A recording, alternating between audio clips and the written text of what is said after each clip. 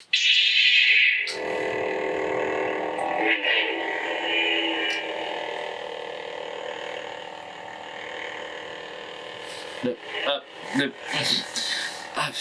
thing's a lot. Hi, my name is Justin Thompson. Welcome to Unscripted. Yeah, I'm gonna sit this right here, like a mic stand. I am El Jedi de Bureau. That's so stupid. What's Unscripted? Unscripted is a show where I talk about pop culture and movies, music, games, all kinds of different things. You will find out very soon. But I don't use a script. I just go off whatever's on the top of my head, my thoughts inside. And I throw ideas from the back. You'll never see me. Yeah, you won't ever see him. But he'll be doing most of the work. I'm just like the clown in front of the camera. So luckily, I get to do less of the work.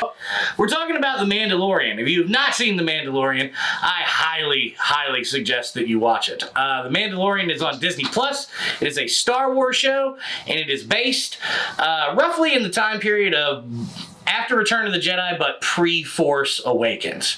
Right after the fall of the Empire and Return of the Jedi. It's based on a bounty hunter who is the Mandalorian. He's kind of like a Boba Fett type of character, but this entire show made me reinvigorate my love for Star Wars because I didn't realize it at the time, and I don't know if anybody's pointed it out yet.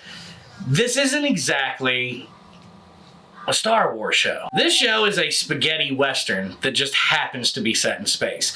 It's Sergio Leone, like fistful of dollars, good, the bad, and the ugly, lone gunman in town type of show. And it also follows a lot of the old western tropes. The way the Mandalorian shoots his gun. Put that back there. Like, I'm sure it'll pop up at some point, right? That's what this is for. Yeah.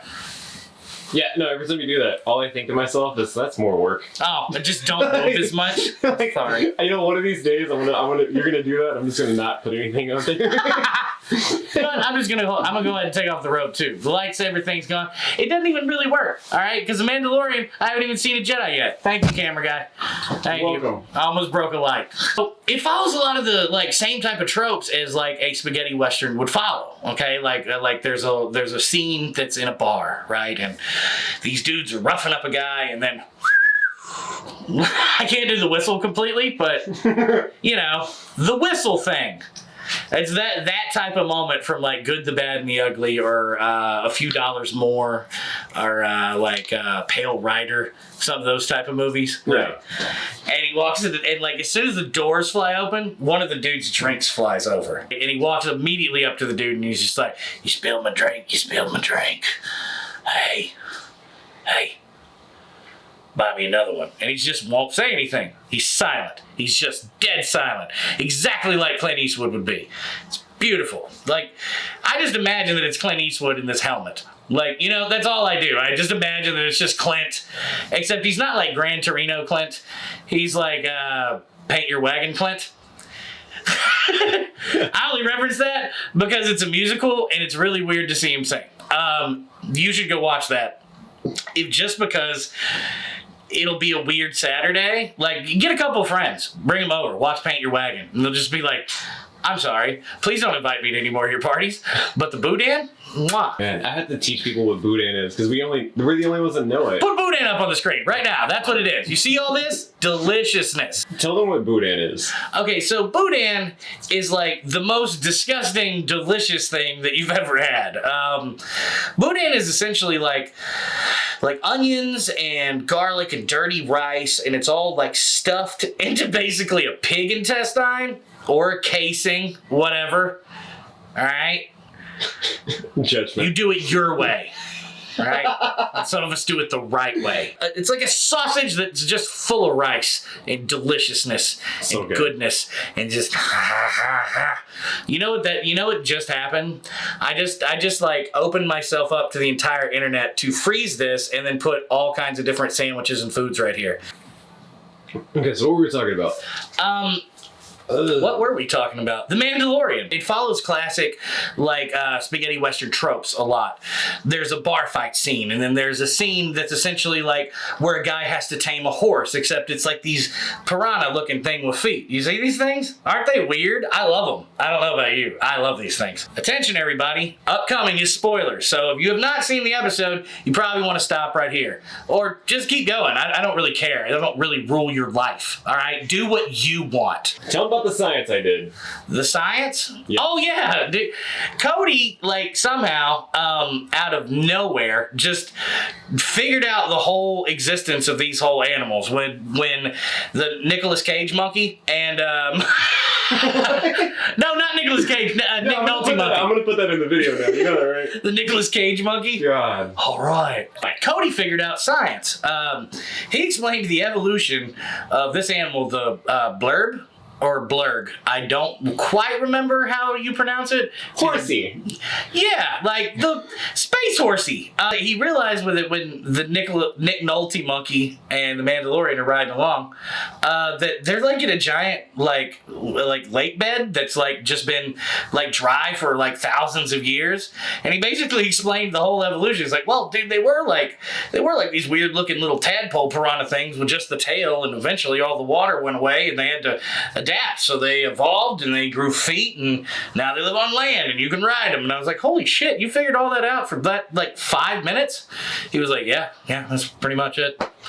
And I believe him because I said it with confidence. he said it with confidence. That's exactly right, sir. You said it so well. You said it in the old school way of the fuck Google. I know my shit. I'm Jeeves. Ask me things. I'm Jeeves. Ask me things. I really feel whenever I watch The Mandalorian like I'm really watching the Star Wars universe from like the original trilogy forward. Does that make sense? Like in this sense, it feels like I'm literally watching just the next chapter of the original trilogy. It feels special somehow, like in a way that Star Wars hasn't felt special in a very long time. Even though I am a huge proponent of the new Star Wars stuff, and I do mean all of it, even the stuff that people talk bad about on the internet. I loved Last Jedi. I loved Han Solo. I loved all these things. And you want to know why? It's because in my age, I've realized that art shouldn't be something that you judge 100% critically in your own mind and to other people. I look at it and just have more fun now. Like a movie that a lot of people hate is Indiana Jones and the Kingdom of the Crystal Skull. I'm one of the rare people that actually likes that film. I do. And I get what they were trying to do with it. Because as the years go on, I've realized what they were trying to do. They were trying to make a Tarzan movie. That's what they wanted to do. But they needed a way to do it. And how did they do it? They decided to do it in the 50s because it's set 20 years after all the other stuff, right? But I swear, everything that they say that's bad about this movie, you can also say is just as ridiculous as things that have been in other films. All right? Like, one of the things that they talk about in Indiana Jones and the Kingdom of the Crystal Skull is the nuke the fridge moment. That one. You see that? Boom. And he's flying over in a fridge. All right? That's ridiculous. How could he survive that? Have any of you ever seen Raiders of the Lost Ark? They survived the wrath of God because they did this. Did you see that? I closed my eyes. How is that more believable than him surviving in a fridge that was lead lined? Yeah, it got kind of explained, but how is that more ridiculous than, oh my God, lightning's about to shoot through everybody? Hey, just like one last idea. What if we just close our eyes, man? Just say, nah, I rebuke you, spirit, and it just stops. That's more believable. In Temple of Doom, the dude ripped the dude's heart out and he held it up and showed it to him.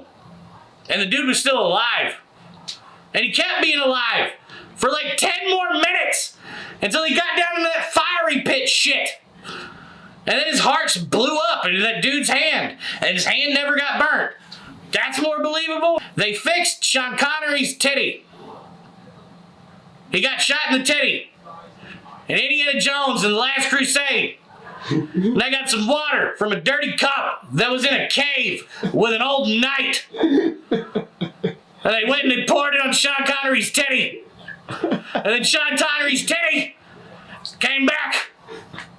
The titty came back? The titty came back. The titty came back. The titty came back. I don't know, dude. Somewhere you had a point, but you took a turn. I do. That's the way these videos are gonna go sometimes. Okay. Sometimes the title is just a title. It's just a starting point. There's a theory that that Terminator and Titanic are linked because there are things that happen in the Titanic that Jack's talking about that don't happen for like 20 more years past when like the Titanic sunk. Are you serious? Yeah. Like he's talking about lakes that don't even exist yet because there were man-made lakes and they didn't exist yet that happened in like the 20s and all this stuff. So the theory goes is that Rose was like Sarah Connor's like grandmother. What? And that Jack was like a Kyle Reese. He was sent back to protect her and save her and die in her place. That's why he didn't get up on the thing with her or whatever. So she could live on and eventually give birth to Sarah Connor, i.e. Sarah Connor gives birth to John Connor. Mm-hmm. Yo, I just thought of another similarity though. Jack sinks into the ocean just like the Terminator does at the end of 2. That's an interesting point. That is an interesting point. They're both James Cameron films. So, like... He loves drowning. He does love drowning. Lava, water, I don't give a shit. If I'm James Cameron, I'm gonna drown bitches. Yeah, but we got on a huge tangent. I still don't know where the fuck we are. At the end of The Mandalorian, there's a big reveal, okay? And the big reveal is that the target is actually a baby Yoda species. And I say Yoda species because Yoda species doesn't have a name. They never have had a name. But look at that thing. Look at it. Isn't it like the most adorable thing you've ever seen? Look, I'm going to get out of the way. Just look at all the adorable. Look at all of it. He's not a baby. He's 50. Yeah. Oh yeah, like that's also true. He's not really a baby. He's 50 years old, but he's still like I don't give a shit. He's cute. I don't know if you ever saw this film. It was a film called The Three Godfathers. Okay, it was like John Wayne and like Jimmy Stewart and like somebody else, and they found this like baby in a carriage in like the middle of the desert, right? Like, and they helped it and stuff and like protected it and got it back to like wherever it was supposed to go and all this stuff. And that's what it feels like is going on now. There's lots of all these old Western tropes. The way he fires his gun. He'll even, like, there's even a scene where he does a quick draw gunshot cock with it, and it's a laser. He doesn't talk a lot, does he? No, he doesn't talk a lot at all. And he's also played by the same dude who was Oberyn in Game of Thrones. Remember the guy who fought the mountain and was talking all that shit to him? That's him? He's the Mandalorian. No. Yeah. Doesn't it make you even love it even more now? Yeah. Right. And he doesn't hardly say anything. He's like Blondie, right? The man with no name from like The Good, the Bad, and the Ugly. He just shows up, has no real history. You see flashes of it, sort of, like he had a really messed up childhood and some shit happened, but you don't really know. He was what was known as a foundling, and now I'm interested in what that is. I don't know what foundlings are. I'm assuming they're the bounty hunter equivalent of like younglings, like Jedi younglings. Remember these people? Remember all them? Before Anakin killed all their sweet faces. Oh, Brian Posehn makes a cameo in it. He's like the weird like ice rock taxi driver dude. Like it's really weird. First of all, one of these dudes shows up. One of the long nosed dudes. Those guys from like part 1, he shows up, and for some reason, when he blows a flute, you get different cars depending on how he blows a flute. So he blew a flute one time, and like this cool little speeder showed up with an R2 unit, and he was like, "Nah, screw that." And he goes, "Okay." He goes, and then Brian Posehn showed up in like a junker, like the equivalent of like a 1986 Dodge Dart or some shit. Where the fuck were we again? Hey, that bottom drawer right there. Can you reach in there and grab me a sucker? Oh my God! You have suckers in the drawers now? What kind do you want? Okay, we got on your right hand. This one. Yeah. Blow pop, bubblegum flavored. I'll throw it. Odd tangent. My favorite sucker in the entire world, just for future trivia, is the paintbrush suckers from the 90s. The paintbrush suckers from the 90s? Yeah. Where it was like a whole bunch of different colors and shit that were all wrapped around each other? No, it was like one color, right? But what it did was it dyed your mouth the color of the sucker. Oh, I remember those things. And the teacher would say something dumb, and you'd be like, Yeah. Because they used to have ones that you could do that in little packs. Like you would dip a thing down in there, and then you just you would paintbrush it on your tongue and shit. Yeah. I think so, yeah. They used to have those like candy tattoos. The dumbest candy I've ever had that I ever put in my mouth. Candy tattoos. Yeah. So there's like a sucker with a tattoo on it. Then you would like dry your tongue out a little bit. You would leave the sucker on your tongue for a few seconds and take it off, and it would have it would be like the silly putty on a comic, but like on your tongue. Yeah. That's funny. That's actually a really good way of like explaining it. Right. My favorite candy, this is gonna blow your mind, I don't know if you've ever heard of this one, is there was a candy you used to be able to buy at Walmart. Like when you're walking into the sections to go buy things, you always like see the candy on the right. If you put it in your mouth and you turn it on, because it's an electronic candy, it would vibrate and you could pick up the radio stations. Oh my god. And you can hear them in your ears because it's going through your teeth. Yeah. Yeah. No, I know exactly what you're talking about. It was the weirdest shit. Way weird. But, yeah, and at the end of the Mandalorian, the little Yoda baby's there, right? And that's where I was. That's where we were. And little Yoda baby, he shoots the droid in the head because he realizes the magnitude of this situation. Because there's only been 2 of these species that have been known for the past few thousand years in the Star Wars universe. There was Yaddle, all right, and there was Yoda. And that was it. They both served on the Jedi Council. As far as I know, they never bumped uglies. I think it was against a code or something. Maybe they couldn't find each other. They sat next to each other in a room all the time on the Jedi Council.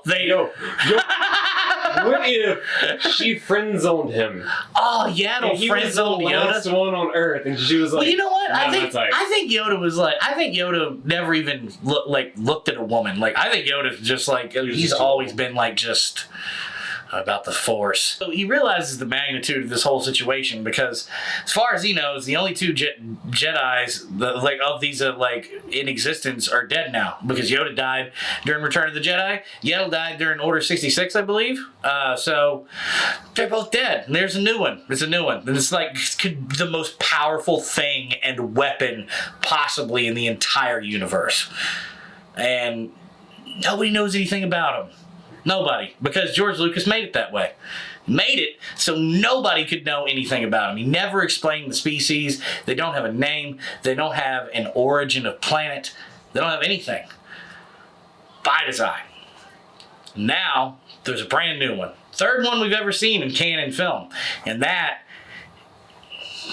is interesting. It's in conclusion, I believe that if you were a big fan of the original Star Wars trilogy, this is going to be your favorite new Star Wars thing. I very much believe that because it happened to me. All right, I wasn't all that big on Disney Plus. All right, I'm gonna be honest. I'm one of those people that had Verizon Wireless. I get it free for a year, so I wasn't even gonna be and pay for it.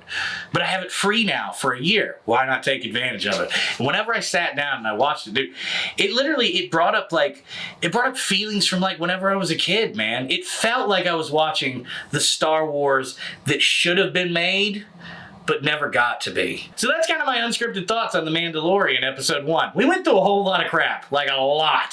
So I'm sure Cody is going to have a hell of a time editing this. Love you. Be sure to like, share, and subscribe to this video. Comment down at the bottom. Let us know what your thoughts on The Mandalorian were. Maybe we'll comment back. I'm not sure how all this works yet, but Cody's telling me that I'm doing good things, and I listen to him because he's got a sucker in his mouth. So, which is the best credibility to listen to somebody about internet stuff. Yep. When they literally have candy that they pulled out of their pocket. Actually, you didn't pull it out of your pocket. You made me get it out of that drawer. You know what? I'm ending this video right now. Okay. All right. That seems like a good end. Tell them I'll see you in the next one. See you, suckers! I have spoken.